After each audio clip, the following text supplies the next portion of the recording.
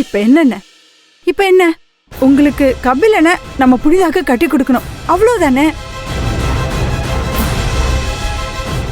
கொடுங்க அண்ணே, தாராளமா கட்டி கொடுங்க. நீங்க யாருக்கு வேணா உங்க பொண்ணை கட்டி கொடுங்க, எங்களுக்கு எந்த வருத்தமும் இல்ல. இது உங்க குடும்ப விஷயம், இதுல தலையிட நாங்க யாரு சொல்லுங்க? மணி, என்ன மணிமேகலை, என்னென்னமோ பேசுற, அழாத. ஐயோ, என்னங்க என்னங்க ஆச்சு உங்களுக்கு? ஏன் இப்படி எல்லாம் பேசுறீங்க? என்னங்க ஏன் அண்ணனை பார்த்தா சொல்றீங்க காசு பணத்துக்கு ஆசைப்படுறவர்னு? என்னங்க அவரு எப்பவுமே நம்ம குடும்பம், நம்ம குடும்பத்தோட சந்தோஷத்தை தாங்க முக்கியமா பார்த்திருக்காரு அவரு. அதனாலதான் பல்லவராயனோட உயிருக்கே அந்த ஆபரேஷனால ஆபத்துன்னு தெரிஞ்சும் கூட எதிர்த்து ஒரு வார்த்தை கூட கேட்காம சம்மதிச்சாருங்க.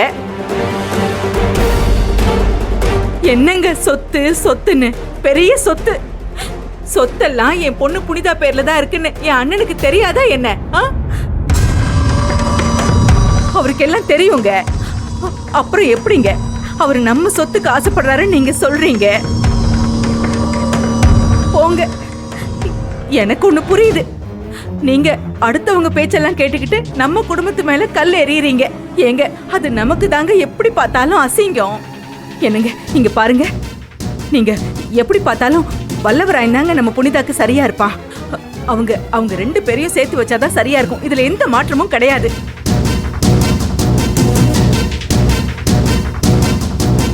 பாரு மரதம், உன் மிரட்டலுக்கு உன் பொண்ணு வேணா பயப்படலாம், ஆனா நான் பயப்பட மாட்டேன். நான் ஒரு காலத்து நிச்சயத்துக்கு சம்மதிக்க மாட்டேன்.